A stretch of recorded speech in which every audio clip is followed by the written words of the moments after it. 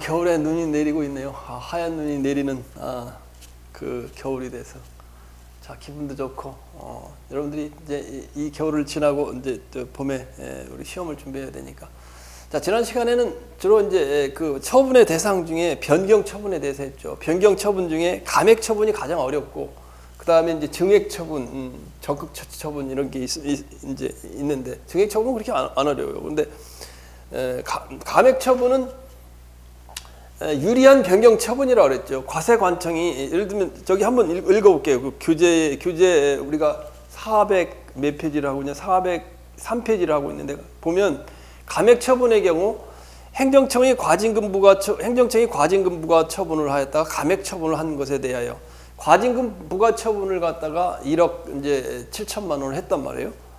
그러다가 감액 처분을 했어요. 감액 처분 3천만 원을 깎아줘서 1억 4천만 원을 했어요. 그럼 그 감액 처분으로도 아직 취소되지 않고 남아있는 부분이 위법하다고 다투는 경우에 항고소송의 대상은 뭐냐? 처음의 부과처분 중 감액 처분에 의하여 취소되지 않고 남은 부분이다. 자, 그래서 이 부분 지난 시간에 했던 부분이죠, 그래요. 그 다음에 그 밑에 있는 것도 마찬가지요. 자세히 지난 시간에 설명했어요.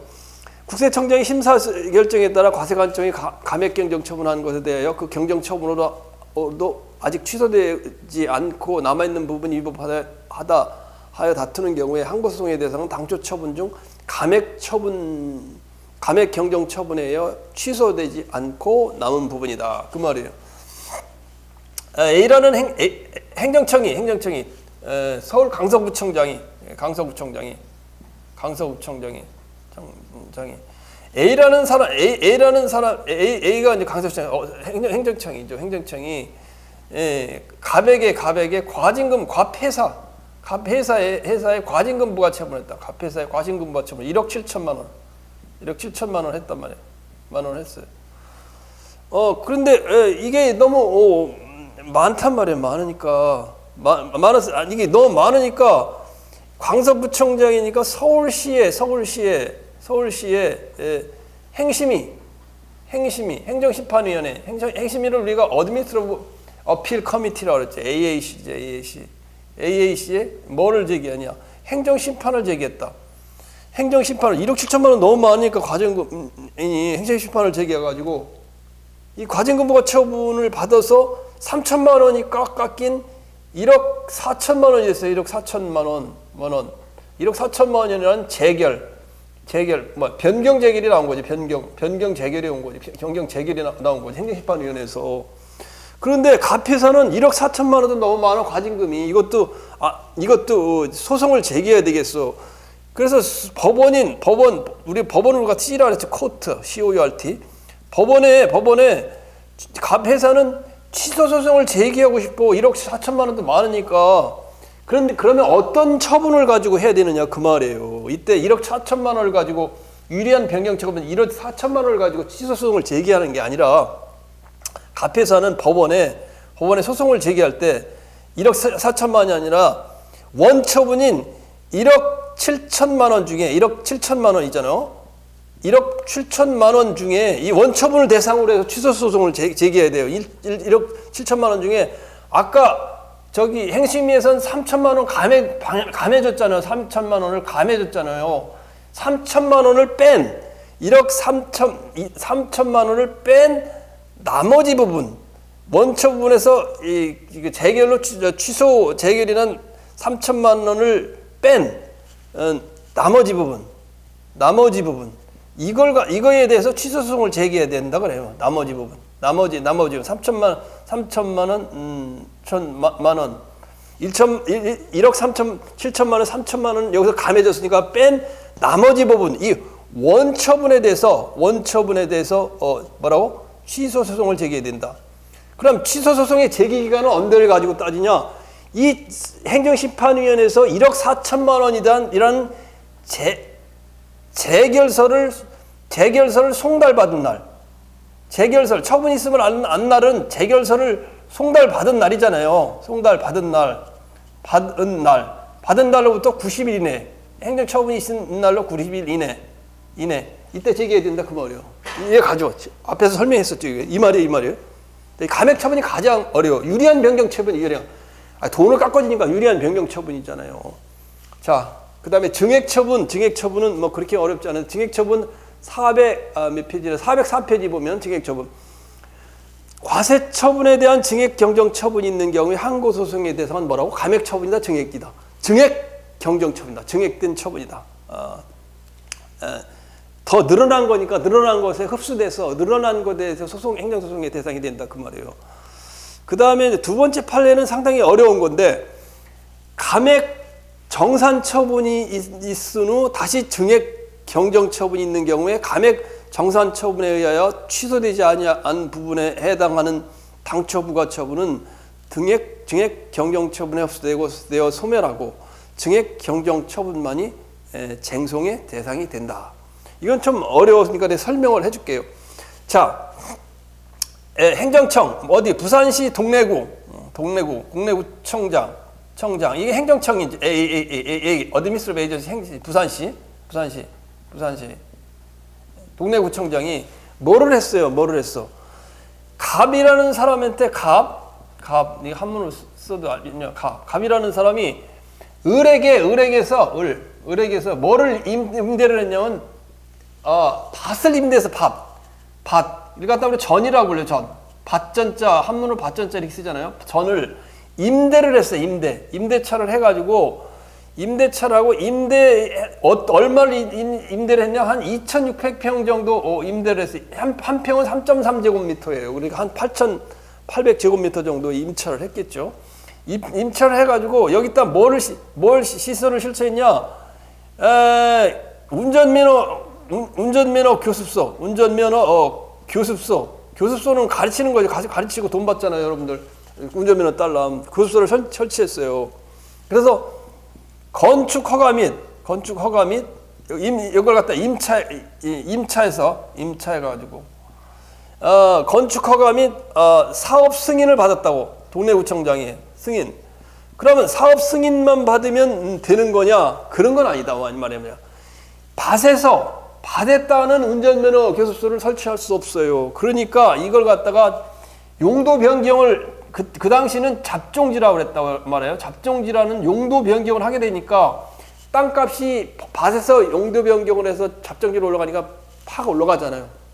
그래서 그 기준에 의해서 동래구청장은 용도 변경을 했기 때문에 용도 변경에 대한 땅값이 올라간 것에 대해서 을에게 개발 부담금이라는 게 있어요. 그냥 여러분이 논밭 사가지고 용도 변경해가지고 집 지으려면 개발 부담금을 내요. 뭐 땅값 올라간 값이 내요. 그래서 땅 소유주인 누구에게? 을에게 개발 부담금을 당초는 얼마를 매겼냐? 7억 원을 매겼다. 7억 원을 매겼다. 굉장히 많은 돈이죠. 그죠? 2,600평에 대해서 개발 부담금을 7억을 매겼다. 7억을 매겼단 말이에요. 근데 7억을 어떻게 계산했냐? 시가로 계산했다. 시가. 그 당시에 시가로 계산하니까 7억 원이 됐다. 그런데 법이 바뀌어가지고 이 개발 부담금 계산할 때는 공시지가로 하라 되는 거예요. 공시지가로 해야 되니까 공시지가로 동래구청장이 다시 계산을 해보니까 1억 7천만 원이 되는 거예요. 얼마? 거기 나온 대로 보면 1억 그러죠. 한 1억 7천 되는 거예요. 1억 7천만 원. 자, 그러면 가만히 생각해 보자고. 7억 원에서 1억 7천만 원으로 감액이 되면 유리한 변경 처분이잖아. 유리한 변경 처분. 그럼 이거에 대한 취소 소송을 제기하고자 할 때는 7억 원 중에 5억 3천만 원 감액된 부분을 제외한 1억 7천만 원이는 원처분에 대해서 감액 처분이니까 그 취소소송을 제기해야 된다고 여기서 얘기했죠. 이게 가장 어려운 거라고. 그런데 증액 처분이 된 경우는 이제 그런데 요거서 끝나는 게 아니라 1억 7천만 원을 가만히 보니까 공무원이 착오를 해가지고 1억 7천만 원이 아니고 다시 공시지가로 계산해 보니까 그 금액이 1억 7천만 원이 아니라는 거예요. 1억 8천만 원이라는 거예요. 8천만 원. 그래서 1천만 원이 더 늘어난 여기서는 감액 처분이 됐지만 감액 처분이지만 여기는 뭐예요? 증액 처분이 됐죠. 증액 처분. 그러면 증액 처분이 됐다. 이럴 때는 그러면 취소 소송에 대해서는 뭐를 할 것이냐? 취소 소송에 대해서는 1억 8천만 원이 취소 소송이 증액 처분이 감액됐다 증액 처분이 되기 때문에 1억 8천만 원이 취소 소송의 대상이라는 거예요. 다만 원 처분에 7억 원 중에 아까 5억 3천만 원이 감액이 됐잖아요. 감액된 나머지 부분에 대한 위법 사유도 주장할 수 있다. 그 말에 맨 밑에 보면 맨 밑에 한번 읽어볼게요. 맨 밑에서 다섯째 줄 개발 부담금의 감액 정산은 당초 부과 처분과 다른 별개의 처분이 아니라 그 감액 변경 처분에 해당하고 감액 정산 후에 다시 증액 변경 처분이 있는 경우에는 감액 정산 처분에 의하여 취소되지 않은 부분에 해당하는 당초 부과 처분은 증액 변경 처분에 취소되지 않은 부분은 흡수되어 소멸하고 그러니까 1억 7천만 원은 소멸해버리고 1억 8천만 원은 다 들어가 버리고 그 다음에 증액 변경 처분만이 요것만이 행정소송의 대상이 된다. 이때 증액 경정의 위법 사유뿐만 아니라 위법 사유는 이것뿐만 아니라 당초 부과 처분은 감액정산 처분에 의하여 감액정산 처분 5억 3천만 원을 감액을 했죠. 감액하고 취소되지 아니한 부분 1억 7천만 원에 대한 위법 사유도 다툴 수 있다 이 말이에요. 이해가죠, 그죠? 여러분들 굉장히 어려운 거 하는 거예요. 이건 감액 처분에 대한 부분이었고 증액 처분은 증액 처분에 흡수되고 그다음에 지금 이 판례는 감액이 됐다 증액이 됐는데 그럴 때 어떻게 해야 되느냐? 증액 처분을 가지고 한다. 다만 위법 사유를 주장할 때 7억 원 중에 5억 3천만 원 감액된 거 말고 1억 7천만 원에 대한 위법 사유도 같이 다뤄야 된다 그 말이에요. 뭔지 어렵죠, 그죠? 자, 근데 간혹 이제 이게 아직 시험에 이게는 안 나는 것 같아요. 시험에 이제 앞으로 내년에도 날 수 있을 것 같아요. 자, 이제 여기까지 하면 상당히 많은 부분이 이제 해결이 됐죠. 그다음에 적극적 변경 처분. 적극적 변경 처분은 뭐냐? 처분청이 허가 취소 처분을 영업 정지 처분으로 영업 허가 취소해서 영업 정지 처분으로 변경한 것과 같이 적극적으로 변경한 경우이다. 적극적 변경 처분의 경우에는 어떻게 되겠어요? 적극적으로 변경했으니까 취소 처분 허가 취소를 갖다 영업 정지 처분으로 변경했으니까 이럴 때는 원래의 처분 영업 허가 취소 처분은 소멸하고 변경 처분이 영업 정지 처분이 항고 소송이 대상이 된다. 그 말이죠, 그죠? 머리끈은 어렵지 않죠, 그죠? 그러니까 그래서 그 사례를 거기 좀 들어있는 걸 좀 정리를 해보면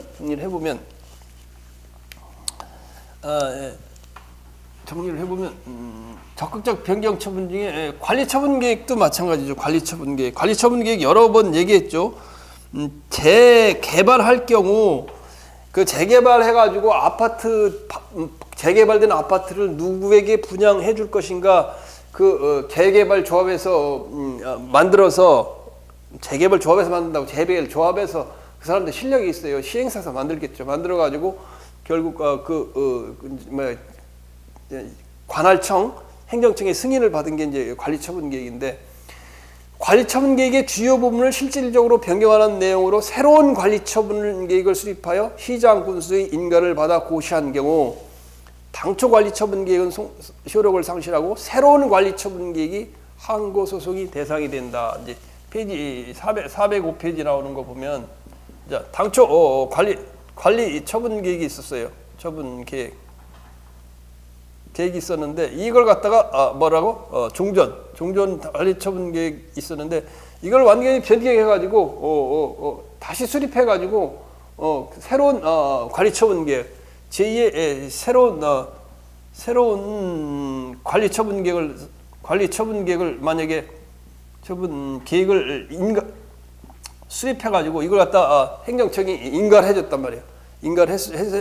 인가해 갖고 고시했을 경우 새로운 관리 처분 계획이 이제 행정소송의 대상이 된다 그 말이죠.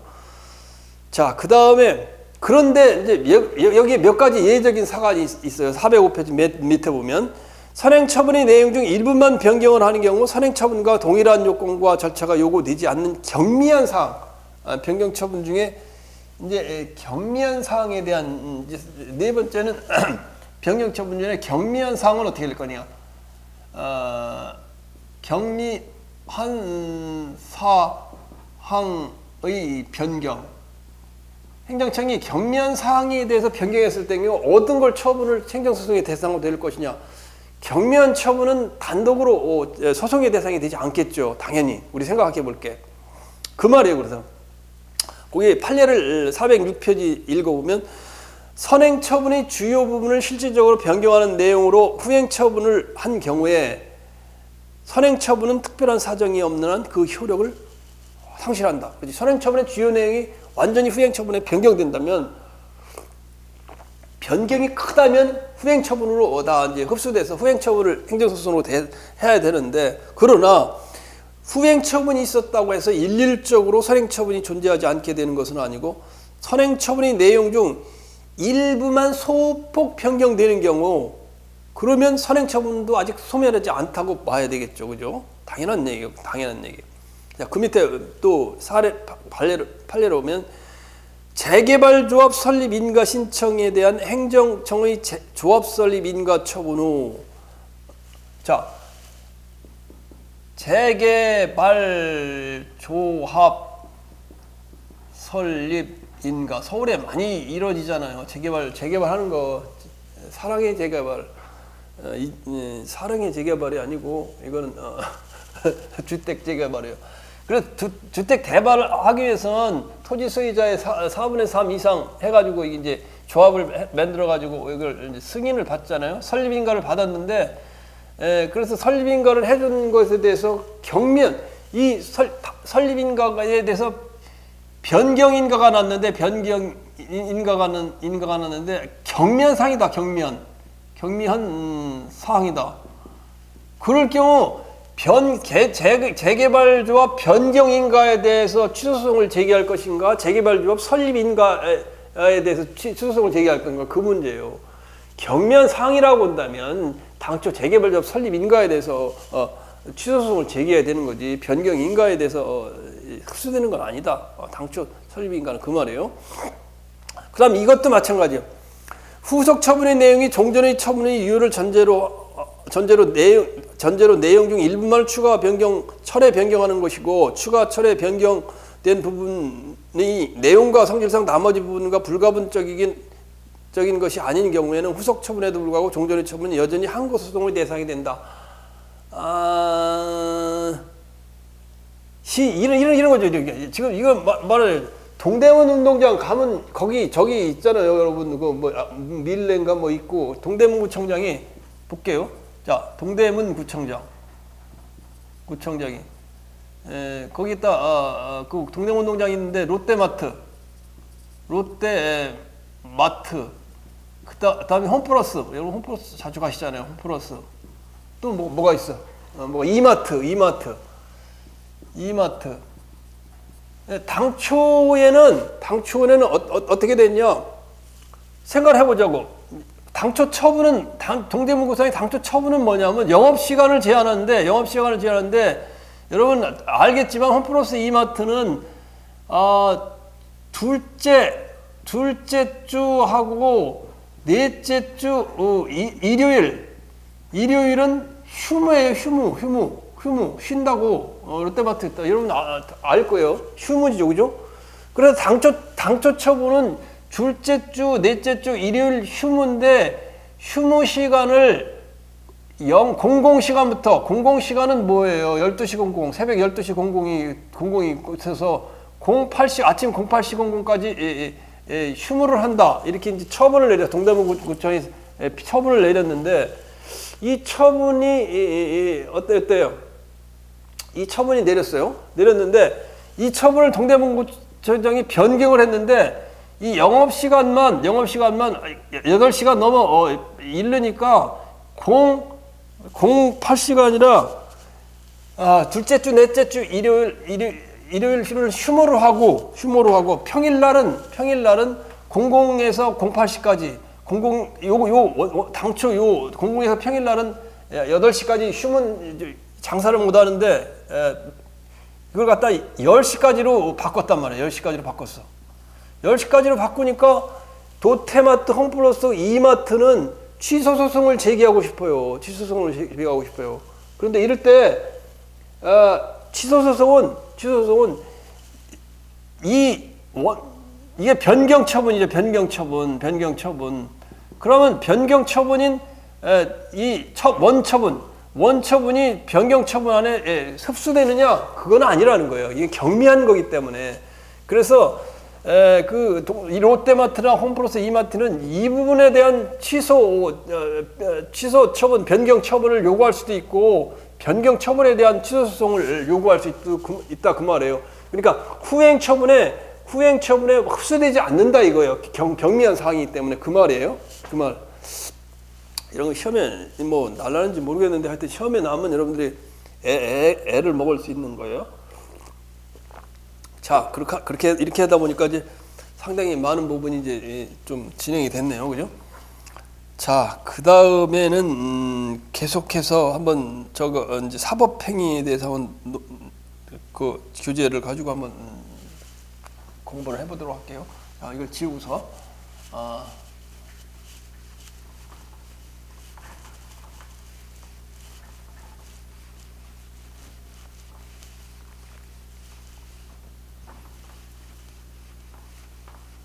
좀 사법행위나 여기 있는 내용들이 뒤에 이제 끝에 나오는 거 보면 좀 원칙이 없이 판례가 이렇게 나오는 것들이 있어요. 그런 것들은 여러분이 별표를 하나 또는 잘 모르는 걸 틀리는 걸 별표를 2개 해놨다가 시험 보기 전에 한 번씩 정리해보고 나가면 이제 시험에 틀리지 않을 수가 있어요.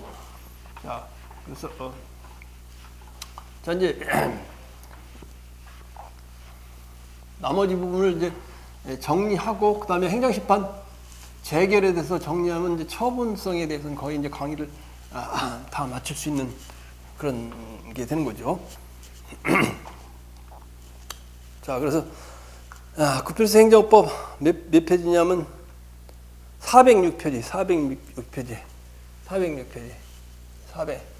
벌써 406페이지가 되네.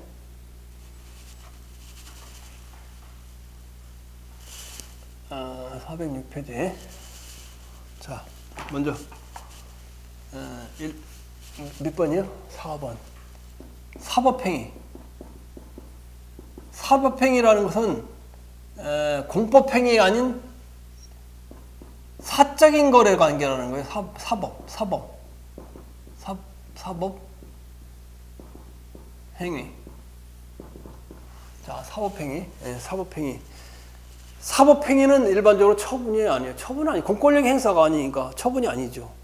그래서 사법행위로서 처분이 아닌 것, 쭉 보면, 처분이 아닌 것. 우리가 많이 했었죠. 근데 지금 많이 했어요. 자, 제일 먼저, 주교재산은 뭐가 있다 그랬죠? 행정재산, 일반재산 이렇게 나눈다 그랬죠. 용도에 따라. 행정재산, 그 다음에 일반재산이 있단 말이에요. 일반재산과 행정재산. 이렇게 있다 그랬죠. 그죠? 자, 일반재산.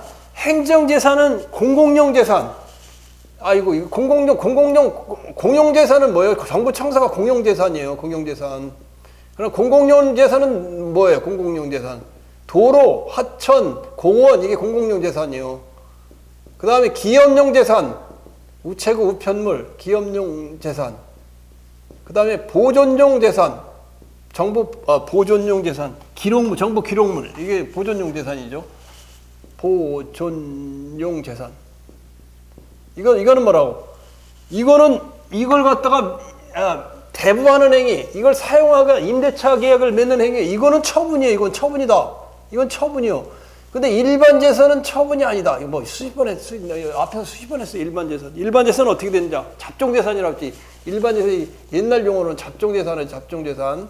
시장 관용차를 갖다가 관용차는 공용재산인데 그걸 시장이 공문으로서 용도 변경을 행정재산으로서 공용재산으로서 용도를 폐지합니다. 이렇게 결재를 맡아놓으면 바로 잡종재산이 돼요. 일반 재산이 되면 이거는 거래가 가능하고 이건 사업상 계약이 가능하다 그 말이에요. 그래서 내가 했을 때 관용차를 이렇게 그 공용 폐지를 하면 직원들이 이렇게 사가고 그래요. 이제 수의계약도 있고 하면. 자, 그 다음에 법무법인의 처분이 하는 거. 법무법인의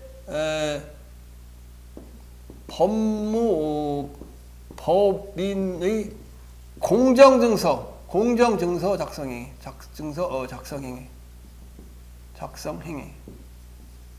공정증서. 여러분 저기 뭘 이제 이제 외국에 간다고 하면 이제 여러분 이력서를 갖다가 영어로 번역을 할 거 아니에요.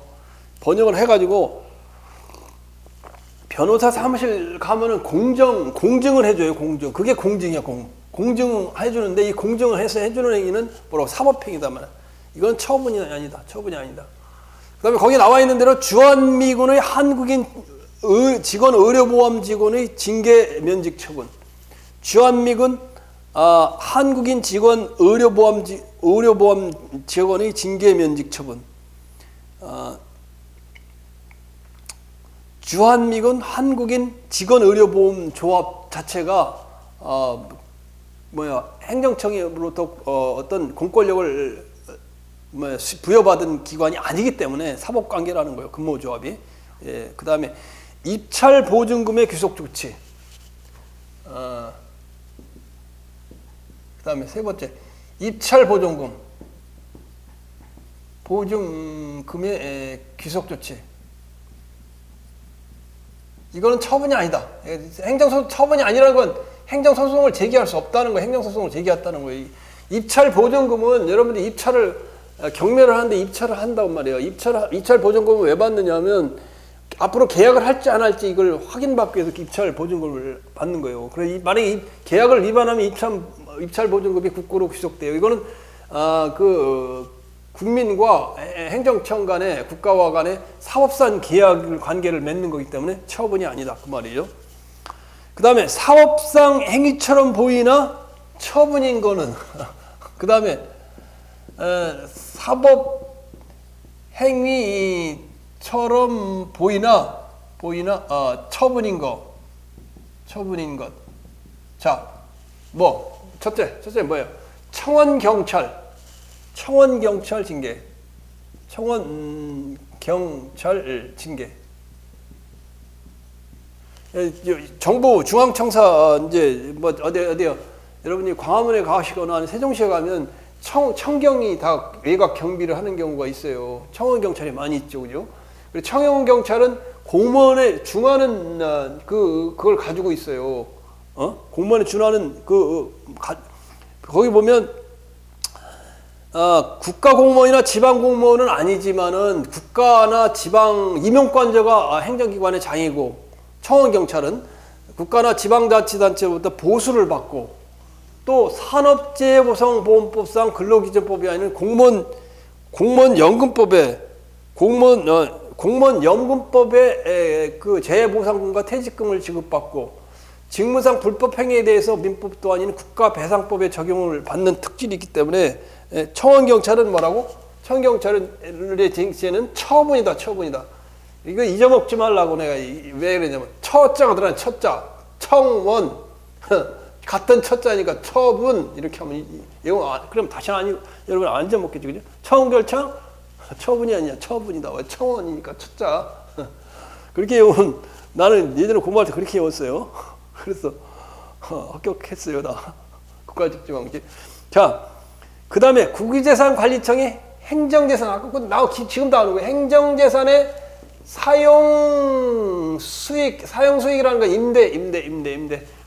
정부 청사 건물 임대하거나 도로 점용, 하천 점용 허가, 하천 사용할 수 있게 해주고 도로 사용할 수 있게 해주고 이런 건 다 뭐라고? 처분이다. 그럼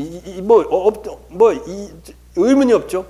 잡종재산 아까 얘기한 거고 사용 여부가 처분. 행정재산에 대한 사용료 부과 처분, 이것도 처분이요. 처분. 여기 처분. 행정재산에 대한 공영재산, 공유재산 사용료 부과 처분. 그 다음에 국유재산 무단 점유자에 대한 예를 들면 어떤 사람이 도로에 포장마차를 한다.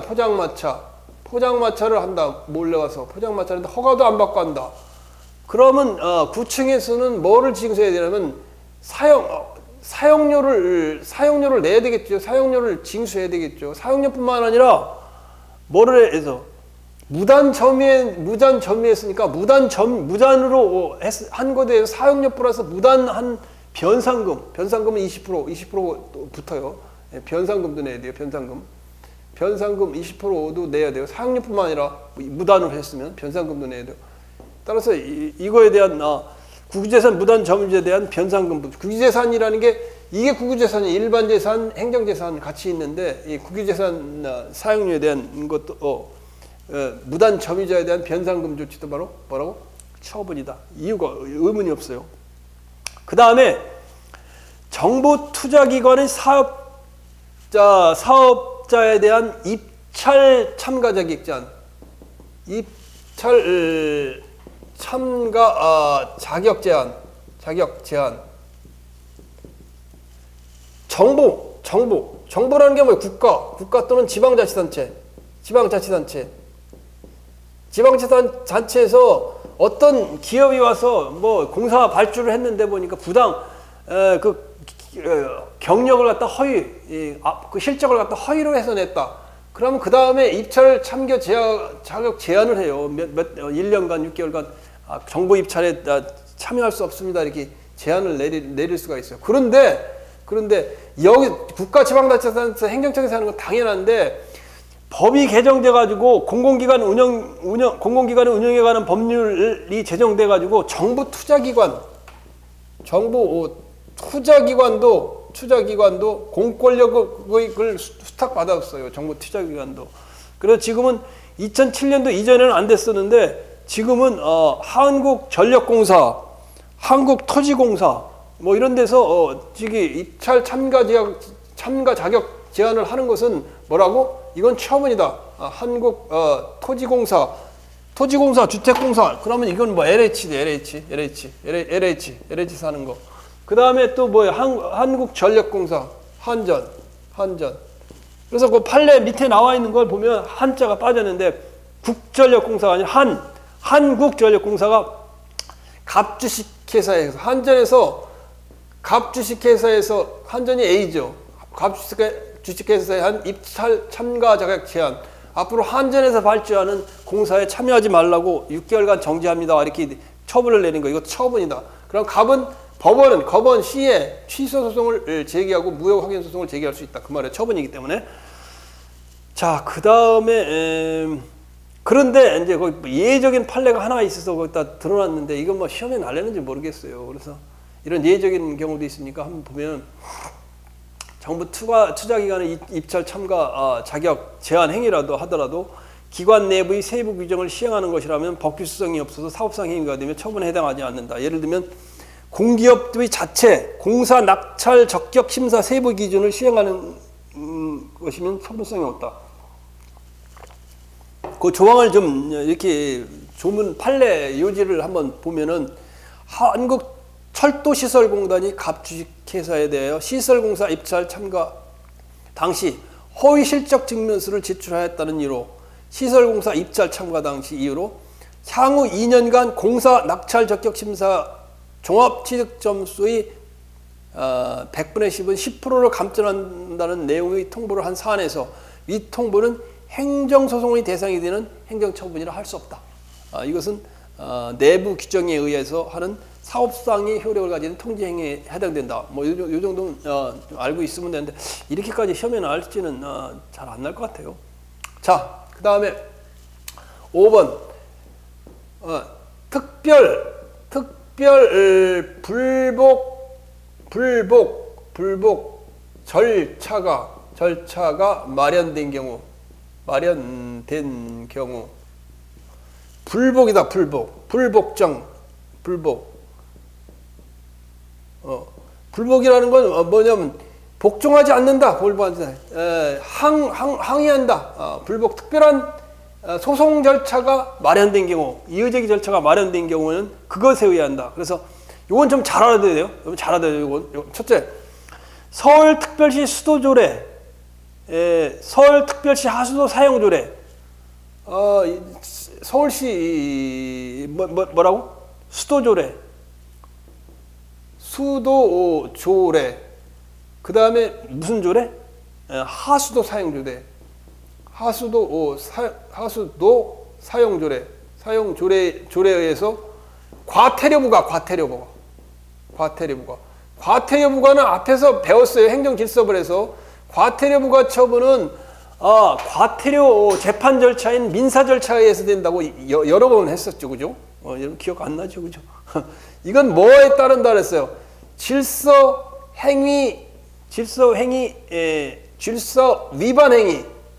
위반 행위 규제법이 따로 있어요. 앞에서 배웠죠. 질서 위반 행위 과태료 부과의 절차는 질서 위반 행위 규제법에 의해 따라요. 따라서 서울시 수도조례, 하수 사용조례에 대한 과태료 부과는 질서 위반 행위 규제법에 따라 민사법원에서 과태료 재판을 하게 된다. 그 말이죠. 그 말이죠. 자, 1번이 그렇고. 자, 두 번째는 뭐예요? 통고처분. 여러분 앞에서 말했어요. 통고처분은 누가 한다 그래서 경찰서장이 한다 그래서 조세범 처벌법 또는 경찰관 직무집행법에서 세무서나 하는 경찰청이 하는데, 통고처분은 범죄를 갖다가 면해주는 거다. 돈을 내면 범죄를 사해주는 거다. 따라서 통고처분에 대해서 이 소송을 제기하려면 어디로 가야 된다는 거예요. 어디로 가려고 된다는 거. 형사소송법에 따라 통고처분에 대해서는 어디로 간다고? 형사법원으로 간다. 형사법원. 행정법원이 아니에요. 형사법원 범죄 처벌 단계로 통고처분들 형사법원으로 넘어간다. 형사재판, 통고처분은 형사처분으로 넘어간다. 그 다음에 그러니까 이거는 서울시 수도조례는 과태료 부과는 행정소송의 대상이 아니죠, 그죠? 통고처분은 행정소송이 아니죠. 그 다음에 검사의 이 불기소처분. 기소라는 건 뭐냐면 경찰에서 뭐 수사를 해요. 수사를 해가지고 검찰로 넘어오면 검찰은 국가의 기소권을 가지고 있어. 기소권이라는 건 범죄를 주기 위해서 재판으로 넘길까 말까, 그게 기소예요. 기소. 재판으로 넘기느냐 마느냐, 이게 기소예요. 소를 제기하게 되느냐 안 되느냐.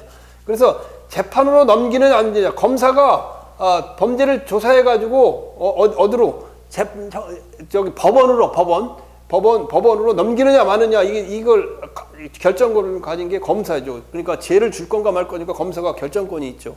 따라서 이거는 뭐라고 한다고? 항고소송이나 행정소송으로 다투는 게 아니고, 이건 뭐라고 하느냐고? 검찰청법에 의한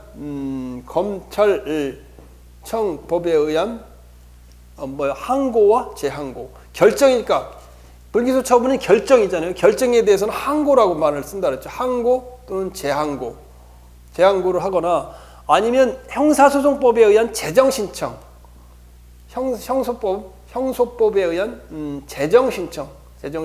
불기소 처분한 게 잘못됐다, 다시 청구해서 심사해 주시오, 그런 재정신청을 할 수 있다, 그 말이죠.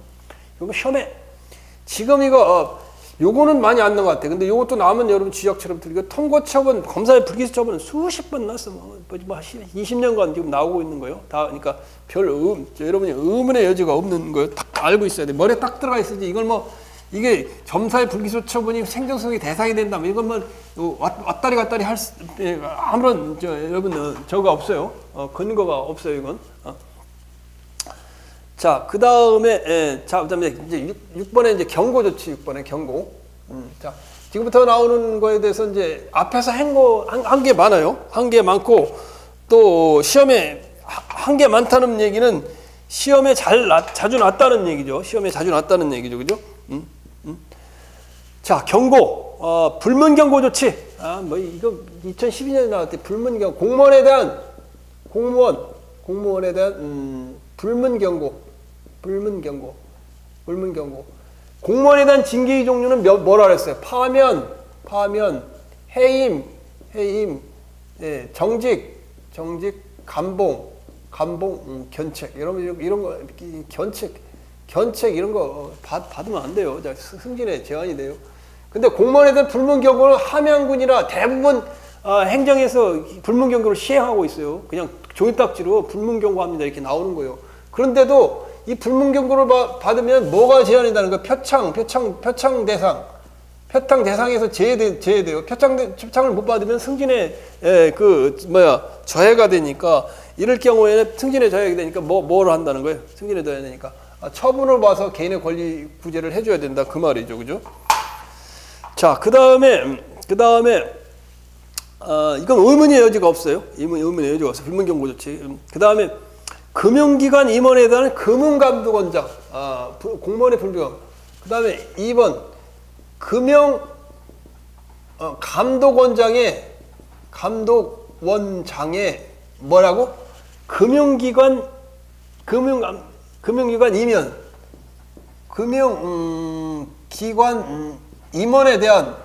임원에 대한 뭐라고? 경고 조치, 문책 경고. 금융감독원장이 문책 경고. 금융감독원에 대한 문책 경고. 이것도 처분이다. 이것도 처분이다. 이거 잘 시험에 많이 나왔던 거예요. 금융감독원. 금융감독위원회라는 게 있어. 금융감독위원회가 있는데 위원회. 이것은 합의제 행정청이야. 합의제 행정청이고 이거는 국무총리의 감독을 받는 국무총리 직속위원회예요. 그래서 금융감독위원회에서 여러 가지 금융감독에 대한 규칙을 제정하고 그래요. 그러니까 여기서 해요. 근데 이 금융감독위원회 산하에 실무 집행하는 것은 금융감독원이에요. 금융감독원은 공무원은 아닌데 사실상 은행이나 이런 제2금융권을 갖다가 임원을 임명하고 통제하고 하는 그걸 맡고 있어요. 금융감독원이. 대단한 파워예요. 금융감독원장은. 따라서 금융감독원장이 금융기관에 대한 문책 경고는 처분이다. 만약에 금융감독위원회에서 무슨 조례를 제정하려고 하면 금융감독위원회에서 무슨 규칙을 제정하고 그러려면 못해요. 금융감독위원회가 합의제 행정청이기 때문에 금융감독원장은 어떻든 국가의 위임을 받아서 금융권을 갖다 관할하는 권한을 가지고 있다. 그런데 거기 판례를 하나 더 보면 어디냐면 411페이지. 벌써 411페이지 나가네. 411페이지 3번을 보면 411페이지 나가요. 411페이지. 필수행정법 2권 411페이지. 금융감독원장이 종합금융주식회사라는 게 이것도 제2금융권이죠. 돈 빌려주는데 돈 가지고 돈놀이 하는데 주식회사 종합금융 주식회사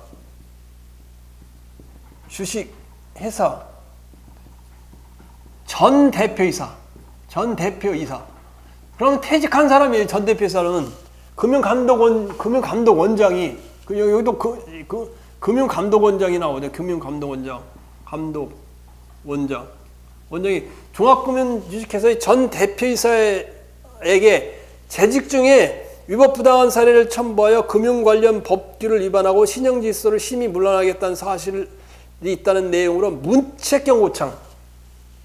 전 대표인 퇴직하고 나간 사람한테 문책경고장을 보내는 건 퇴직하고 나갔는데 무슨 의미가 있어요? 아무런 의미도 없지. 그래서 이건 처분이 아니다. 이건 퇴직한 사람한테는 처분이 아니고 여기 임원 현재 근무하고 있는 사람들은 임원 잘리면 돈 못 받잖아요. 그러니까 처분이고 그렇단 말이에요. 같이 세트로 알아두라 그 말이에요. 자, 그 다음에 거기 보면 4번에 1번, 2번 했죠. 1번, 2번 했죠. 불문경제사. 4번도 여러분이 잘 틀릴 수가 있는데 4번은 뭐냐면 서울특별시 교육 학예에 관한 감사규칙 제11조 서울특별시 교육청 감사 결과 서울시 교육청 감사 결과 그 다음에 지적사항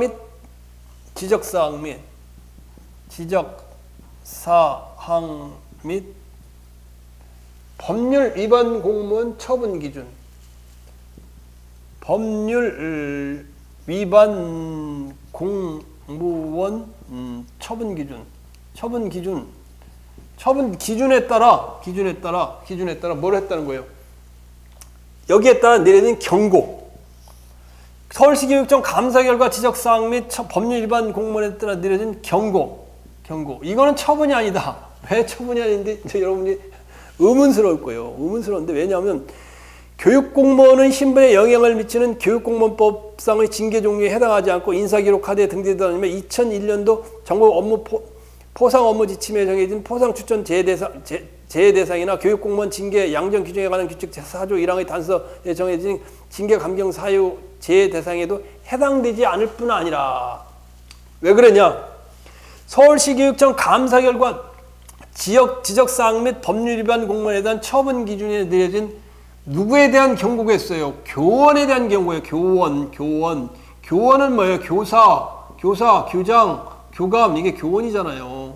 이거에 대한 경고는 아니다. 왜 아니냐면 서울시 감사 결과 지적사항에 대한 법률 위반 처분 기준에 내려진 처분 기준에 의해서 내려진 경고는 교육공무원법에 의해서 교육공무원법이 있어요. 교육공무원법에 의해서 징계 종류가 여기 마냥 일반 공무원법 마냥 국가공무원법 마냥 파면, 해임, 정직, 감봉, 견책 똑같아요. 교육공무원도 국가직이기 때문에.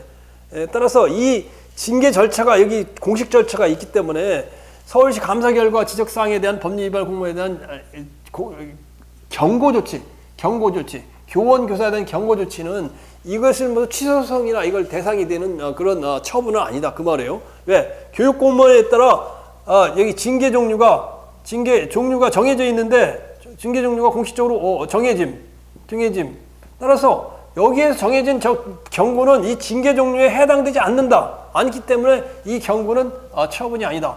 이렇게 알아두면 돼요. 자, 이해 가죠? 혼자 공부하면 뭔 말인지 모르죠, 그죠? 내 얘기 들으니까 알겠죠? 자, 그 다음에 벌써 58분이니까 10분 동안 있는 것 빨리빨리 좀 정리할게요. 지금부터 7번 기타. 7번 기타. 지금부터 사실은 중요해요. 기타가 이게 다, 기타. 따라따라 기타가 아니고, 음악 기타가 아니고, 나머지 미셀러니, 다른 이제 해당되지 않는 사항인데, 이런 게 굉장히 어려워요. 자, 하나씩 보자고.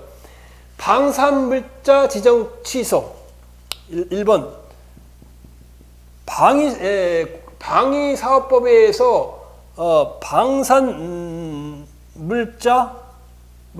지정 취소.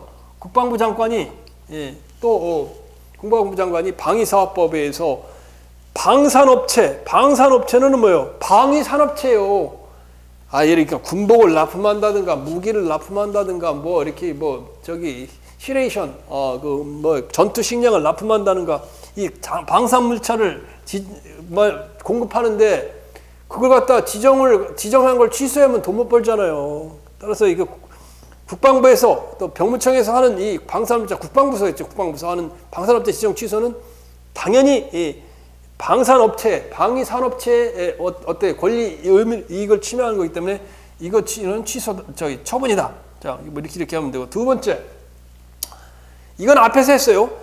친일 반민족 행위자 재산조사위원회의 친일 반민족 행위자 조사위원회, 재산조사위원회 위원회의 뭐라고? 재산조사 개시결정. 재산조사 개시결정. 자, 친일 반민족 행위자 그 특별법에 의해서 국가 귀속에 관한 친일 반민족 행위자 재산의 귀속과 귀속에 관한 특별법에 의해서 재산조사 결정에 대한 이의 신청 절차만으로 조사 대상자에 대한 권리구제 방법으로 충분하지 아니하다. 따라서 거기 규정에 보면 재산조사 개시 결정이 있는 경우에 조사 대상자는 위원회의 보전 처분 신청을 통하여 지상권 행사에 실질적인 개시 결정이 있으면 제한을 받고 위원회의 자료 제출 요구나 출석 요구 등 조사 행위에 응하여야 하는 법적 의무를 부담하게 된다. 따라서 이것은 처분이다. 처분이다. 앞에서 다 했던 내용이에요. 해문에 여러분이 의문의 여지가 없어요. 앞에서 다 안 했다면 모르는데 앞에서 다 여러 번 강조하고 여러 번 했던 내용이요. 자, 기타 부분에 대해서 이제 이게 사실은 시험에 자주 등장하는 거죠. 그래서 기타 부분이 쉬우면서도 쉬움지 않니 어려우면서도 시험에 자주 나니까 이 부분을 잘 우리가 이제 머릿속에 담아놔야 되겠죠. 자, 그 다음에 이제 이걸 좀 지우고서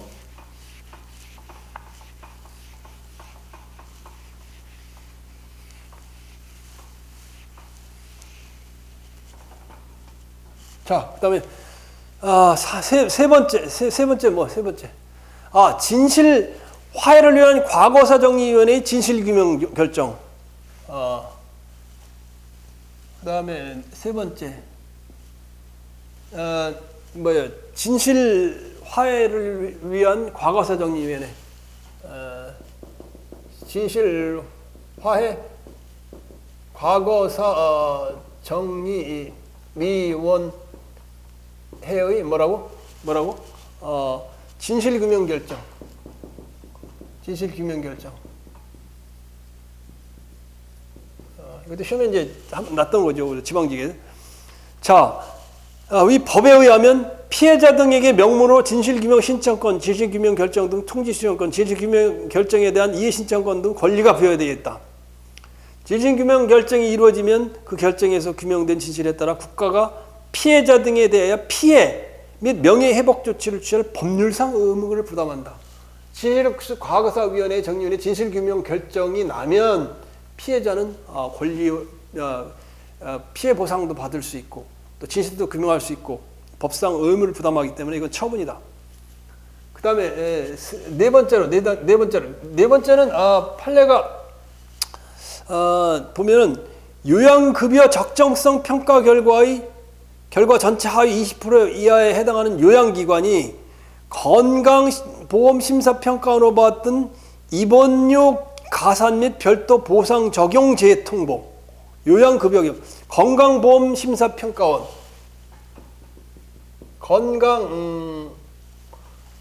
건강보험심사평가원 건강보험심사평가원의 요양기관에 대한 뭐예요? 입원료 가산 및 별도 보상 적용 입원료를 갖다 더 입원료 가산 및 뭐라고? 별도 보상 적용 재통보 별도 보상 적용 재통보. 자, 이 건강보험 심사 평가원부터 요양기관이 이 통보를 받으면 어떻게 돼요? 돈을 못 받게 된다는 거지. 결국 돈을 못 받게 된다. 평가 결과 밝혀진 후 2분기 동안 요양급여 비용 청구 및 2분기는 6개월이지 6개월 직후 평가 결과 밝혀진 후 2분기라고 하면 1분기가 3개월이니까 2분기는 6개월 동안 요양급여 비용 청구 시 입원료 가산 및 별도 보상 규정 적용을 못하게 된다. 이 평가 결과를 발표하면 따라서 입원료 가산 및 별도 보상 적용 재통보를 하게 되면 돈을 요양급여를 못 받으니까 이것은 처분이다. 그 다음에 5번 교육부 이건 여러분 잘 교육부 장관이 뭐로 한다고? 장관이 복수 총장 추천자 중에 추천자 중에 그 중에 일부 임용제청제, 일부 임용제청제, 일부 임용제청제. 여러분 뭐 나는 교육 분야에 있었기 때문에 자 대학교 국립대학 총장은 어떻게 되느냐? 대학에서 선거를 하든지 하여튼 2명이 올라와요. 교육부로 올라오면 이 2명 중에 1순위, 2순위 이제 대학에 선거를 해갖고 1순위, 2순위 김모식이 남어식이 이렇게 나올 거 아니에요. 그러면 이걸 갖다가 교육부 장관은 이렇게 각 대학 여기는 충남대라고 할게. 충남대에서 실제로 있었던 얘기예요. 충남대에서 총장 후보자를 선거해갖고 뽑아가지고 올렸는데 그럼 1순위에서 투표 결과가 높은 사람이고 대학에서 2순위가 낮은 사람이에요. 그런데 이 사람을 교육부 장관은 대통령한테 제청을 한다고 제청을 하면 여기서 제청을 하면 이게 그 대통령이 임명을 해요. 근데 교육부 장관이 가만히 보니까 이게 1순위로 선거를 해서 1순위 대학 내에서 1순위로 올라온 사람이 보니까 과거에 범죄 경력이 있어. 그러면 이거 빼고 2순위자를 대통령한테 임명을 했단 말이에요. 시청하니까. 그럼 여기는 뭐 화가 안 나. 자기가 다 총장 다 됐다고 생각했는데 엉뚱한 사람이 임명이 돼서 내려온다. 취소송 어때? 임명제청 재행이 취소송의 대상이 되겠어 안 되겠어? 되죠, 그죠? 되죠. 그렇게 이해하면 뭐 다 의문의 여지가 없을 거예요. 자, 그 다음에 6번 건축법상 이행강제금 납부의 건축법상 이행강제금은 집행벌이라고 그랬죠. 집행벌 불법 건축물을 철거하라. 안 했을 때 이행강제금을 부과한다. 이행강제금의 최초 두 번째는 처분이 아니라 했어. 연기 통지라고 그랬어요. 두 번째는 최초 납부독촉. 납부독촉. 이행강제금 납부독촉. 이거는 납부독촉. 이거는 처분이다. 이문의 여지가 없죠. 이행강제금 부과 처분을 받은 자가 이행강제금을 기한 내에 납부하지 아니한 때는 그 납부를 독촉할 수 있으며 뭐라는 거예요? 납부독촉에도 불구하고 이행강제금을 납부하지 않으면 체납 절차에 따라 뭐요? 강제집행 절차에 들어가기 때문에 당연히 그 말이죠. 자, 그 다음에 해양수산부 장관한테 뭐를 요청을 했느냐? 뭐를 요청을 했느냐? 항만 명칭 결정.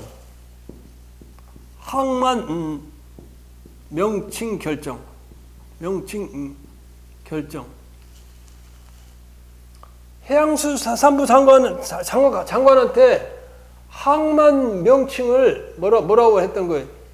뭐 신항 공식 명칭을 신항으로 정화했다고.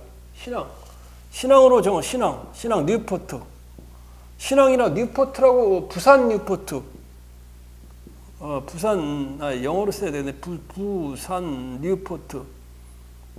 NEWPO 할 때 이렇게 이제 해양수산부 장관님께서 부산 신항을 부산 뉴포트라고 했는데 이 신항이라고 했는데 이거 마음에 안 든단 말이야. 마음에 안 드니까 이거 취소송을 제기하냐? 취소송을 제기할 수 없다는 거예요. 왜 제기할 수 없다는 거예요? 항만 결정된 것은 이걸 제기한 시민들에게 어떤 법적인 법률상 지위나 권리 의무가 발생하지 않기 때문에 법률상 조리상 법규상 무슨 지청 권한이 있어야 되는데 그런 권한이 아무것도 없기 때문에 이거는 처분이 아니라는 거예요. 자, 그다음에 여덟 번째 나오는 건 더 중요해요. 이건 굉장히 오해하기가 쉬워요. 특허청장의 상표 사용권 설정 등록행위. 특허청장의 상표 사용권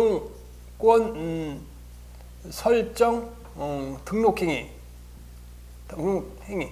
자, 이 등록행위 자체는 준법률 행위적 행정행위예요. 그런데 이 등록한 걸 갖다가 만약에 반려할 경우 이 등록을 신청했는데 등록을 반려 처분한다면 반려 처분에 대해서는 판례는 뭐로 하냐? 이거 민사소송으로 다투라는 거예요. 민사소송으로 다투라는 게 대법원 판례예요. 그래서 요런 거는 여러분이 별표를 이렇게 해놓란 말이에요. 내가 지난번에 얘기했듯이 잘 틀릴 만한 거, 이런 건 너무 쉬운 거니까 아니지만 금융공도원의 문책개고 이거 잘 나오잖아요. 발표 하나 넣고 서울시 교육감 법률 위반 이거 처분 기준 이런 거 나오면 틀리기 쉽잖아요, 그죠? 이것도 실리게 되고 이거 별도 2개 발표 하나 이렇게 넣고 요거는 굉장히 틀리기 쉽잖아. 이런 거는 민사소송을 한다. 이런 건 별표 3개 이렇게 해놓고 나중에 이걸 한번 보고 들어가면 되잖아요. 시험 볼 때. 자, 그 다음에 뭐가 이렇게 많냐? 거의 다 했네. 자, 거의 다 했는데 1분 지났네. 그 다음 학교 안전공제 보상심사. 학교 안전공제는 학교에서 사고 나는 거 있잖아요. 학교 안전공제, 학교 안전공제해 보상 심사 청구 기각. 학교 안전공제는 뭐냐면 학생들이 이제 학교에서 뭐 이렇게 난간에서 떨어지고 사망하거나 다치거나 그러잖아요. 그러면 여기 보상을 청구할 수가 있어요. 그런데 이 보상을 갖다 기각한다는 건 보상을 받아들이지 않는다. 이거는 처분이 아니다. 왜? 학교 안전 공제라는 것이 행정청이 아니에요. 그냥 민간기관이에요. 그래서 행정청 또는 그 소속기관의 법령의 행정 권한을 위임받은 공공기관이나 단체가 아니다. 학교 행정 안전 공제에는. 따라서 이것은 처분이 아니다. 이렇게 알아두면 돼요. 이해 가죠, 그죠? 자, 그 다음에 또 10번엔 고충심사 결정. 고충심사는 뭐냐면 고충심사는 민원 컴플레인 있잖아요. 고충심사 처리위원회에 각 부서마다 각 공무원마다 다 있어요. 고충심사 처리위원회가. 그래서 상관이 보니까 뭐 이렇게 뭐 나를 청의로 한다든가 뭐 이렇게 불편한 게 있으면 고충심사위원회에서 고충이라는 건 컴플레인트 민원이에요. 민원. 개인의 민원사항 컴플레인트 영어로 컴플레인트는 제기해요. 그러면 여기서 결정을 해서 어떻게 권고를 해요. 그러나 고충심사위원회의 어떤 결정 내용은 처분성이 없어요. 왜? 구속력이 없어. 그냥 거기 보면 뭐라고 내가 거기 적어놓은 거면 사실상 결정해요. 개선책을 갖다가 청구해 줄 것을 개선책을 청구하는 데 불과하지. 개선책. 그것이 무슨 구속력이 있는 것이 아니다. 따라서 고충심사 결정은 처분이 아니다. 이것도 중요하죠, 그죠? 마지막 11번 마지막. 11번 마지막도 2017년 서울 시험에 났었는데 왜? 다 틀리기 쉬우니까 기타가 줄게 알았죠, 기타가. 문제 읽어볼게요. 중소기업 기술정보진흥원장이 갑 주식회사와 중소기업 정보화 지원 사업 지원 대상인 사업 지원에 관한 협약을 체결했는데 중소기업 기술정보진흥원장은 정부에서 돈을 받아가지고 주식회사의 정보화 지원 사업을 도와주고 있다. 근데 그 협약을 체결한 거는 공권력의 행사가 아니고 뭐라고? 당사자의 의사에 합치한 공법상 계약이다.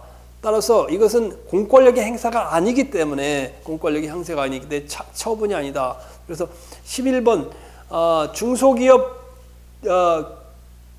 기술정보진흥원장 보여요? 안 보일 것 같은데? 안 보일 것 같아. 자, 요것도 시험에 한번 났으니까 하여튼 이렇게 어려운 것만 시험에선 주로 어려운 것만 내요. 쉬운 건 안 나고. 그러니까 여러분이 시험 준비할 때는 이걸 중소기업 기술정보진흥원장 중소기업 기술 그 다음에 정보진흥원장 원장이 뭐라고 처음에 갑 주식회사와 뭐를 체결한다? 정보화 지원 사업 대상인 사업 지원 협약. 정보화 지원 사업은 컴퓨터 랜 깔아주고 여러 가지 그 컴퓨터 설치해주고 하는 거예요. 정보화 지원 사업. 이 협약을 체결한 건 당사자 간의 그 공법상 계약이다. 공법상 계약이고 이것은 처분이 아니다. 따라서 그 협약을 해지하거나 중소기업기술정보진흥원장이 갑주식회사와 협약을 해지하거나 또는 그에 따른 협약을 해지하면 돈을 줬을 거 아니야. 돈 주는 것에 대해서 돈을 환수하는 통보는 행정처분이 아니다. 행정처분이다. 이건 민사 당사자 소송. 공법상 뭐로 한다고? 당사자 소송을 한다. 당사자. 항고 소송이 아니라 당사자 소송. 당사자 소송인데 항상 뒷글자가 먼저 나오는 건 마음이 급하다는 거지. 당사자 소송. 당사자 소송을 처리해야 된다. 그 말이에요. 자, 이렇게 하다 보니까 처분 여부에 대해서 거의 뭘 다 했어요. 그죠? 이제 행정심판 재결만 남았어. 무려 13시간 동안 13시간 중에 2시간 행정소송 일반에는 11시간을 한 거네요. 어마어마한 시간이죠. 그죠? 그래서 나도 이제 이거 행정법을 이렇게 집필하고 하면서 행정소송편이 그 네 문제만 차고 너무 많은 시간을 소비하기 때문에 여러분이 하여튼 효율적으로 내 강의를 여러분 들어가시면서 시간을 효율적으로 보내세요. 꼭 필요한 거는 듣고 필요하지 않은 건 안 듣고 이래가지고 그래서 내가 공부하면서 난 국가직 지방직 시험 합격했고 행시도 합격했고 그래서 어떻게 공부해야 되는지를 알고 어떤 게 중요한지를 알기 때문에 어떤 방식으로 해야 되는지 알기 때문에 이 강의를 들으면 여러분이 기억하는데 조금이라도 도움이 될 거예요. 그죠? 눈이 내리던 어느 날 우리 따스한 기억들 언제까지 사랑이여라 나의 사랑이여라. 어제 싸이 공연하는 거 보니까 감동적이 돼요.